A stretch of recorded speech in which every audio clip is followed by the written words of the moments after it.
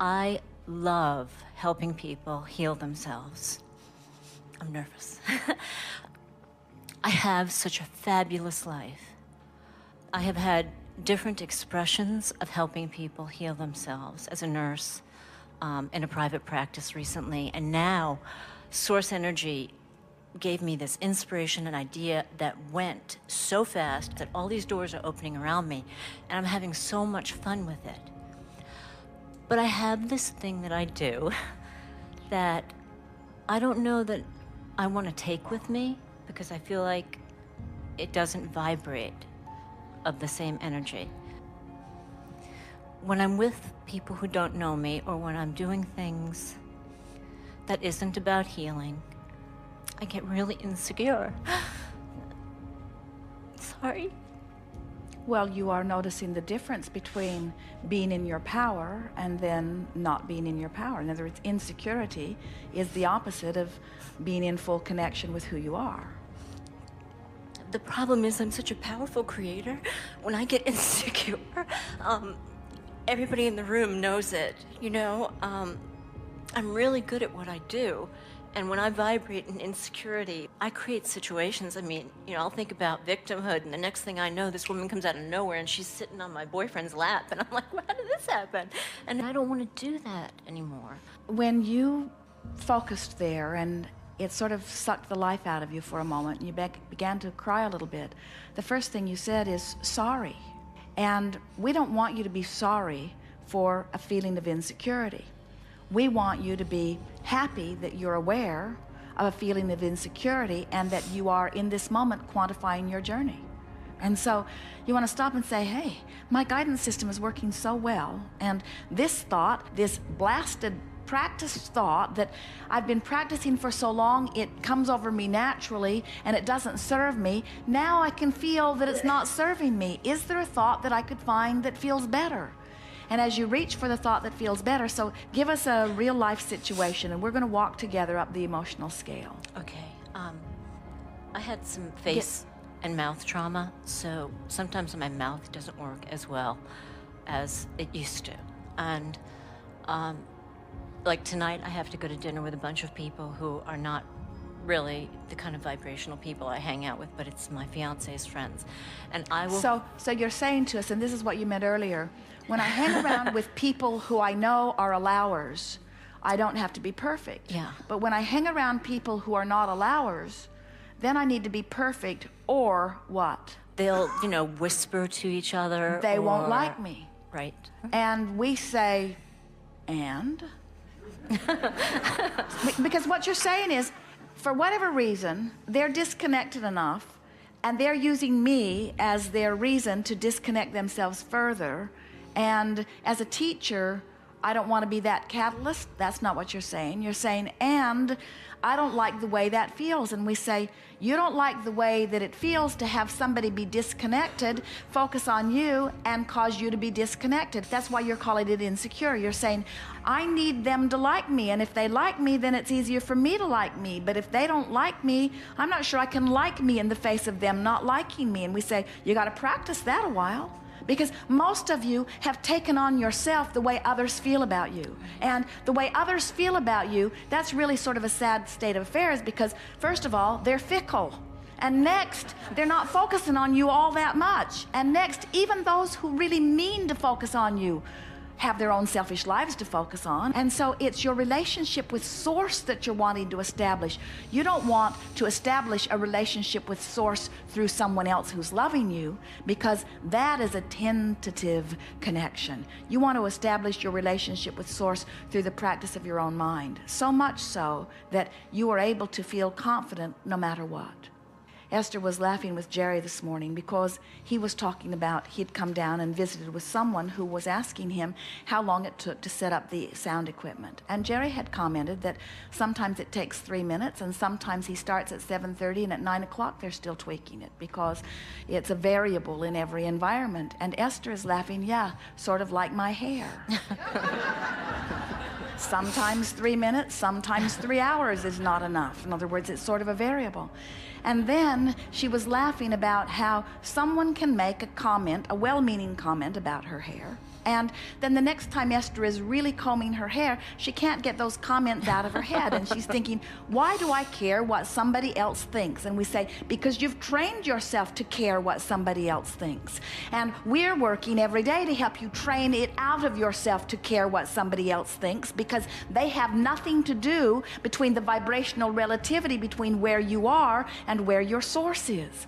All day today, we've been trying to get you to let go of anything that's apart from that. And so think about it. You've decided that you're going to move forward in your career. And so you've decided that you're going to take some sort of action to go about it. And when you begin to factor in all of the action that you need to do in order to get where you want to be, and all the things that all of the people are going to think about the action, you get so bogged down and lost in the scenario because there are so many different facets, so many different people thinking about so many different things. But when you are only considering this moment and how you feel in this moment, time slows down for you. Life becomes more delicious for you. You take more opportunities to line up with the energy that is you. And then you find yourself looking forward from that place of security. You look forward to standing in any environment because you know that you have source flowing through you no matter what, and you're up for anything. And then if someone is not well connected and you see them focused upon you and you wonder what they're thinking, you don't take it as an insult or you don't feel insecure about it. Instead, the teacher kicks in you and you think, what might I do to help bring this person more into alignment with who they are? And so suddenly your insecurity turns to a mission to help them connect with source.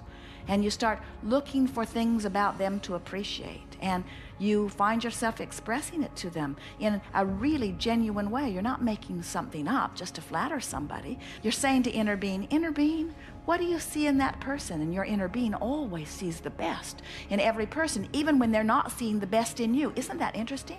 Inner being is siding with you so much that it will not find fault in someone even who is finding fault in you.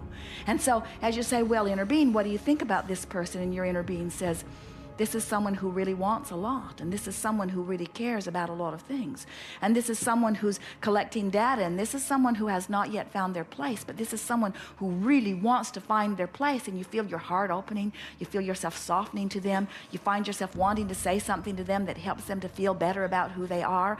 And as you're complimenting them or soothing them, you see them come back into alignment. And as they do, whether they come into alignment, whether they stop criticizing you, whether they stop thinking those evil thoughts that you think you were picking up on or not, you feel better.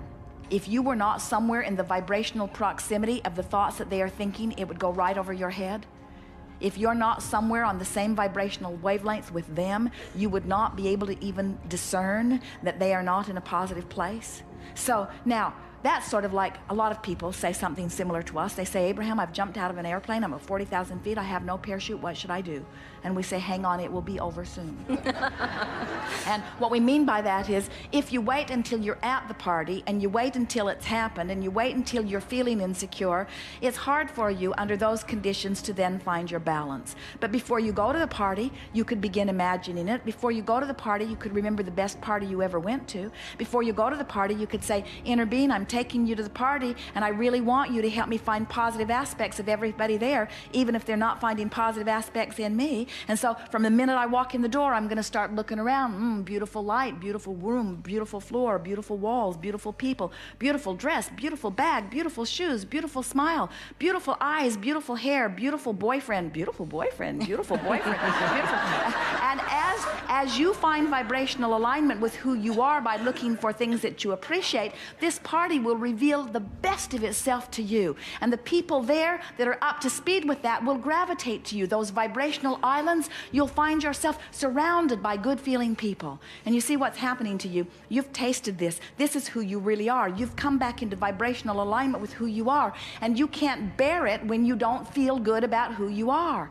And it's always logical that when you go into a crowd of people who are dressed up, who are feeling secure or insecure, but when there are more people around, it's more likely that whatever they're vibrating might cause an activation of something within you if it's sort of active and on the verge. So when you walk in at this point in your life, it's sort of a crapshoot. It could go either way. Somebody really loving could draw that out of you. Somebody really conniving could draw that out of you. Somebody really critical could draw that out of you. And we think what's bothering you is that you want control of you.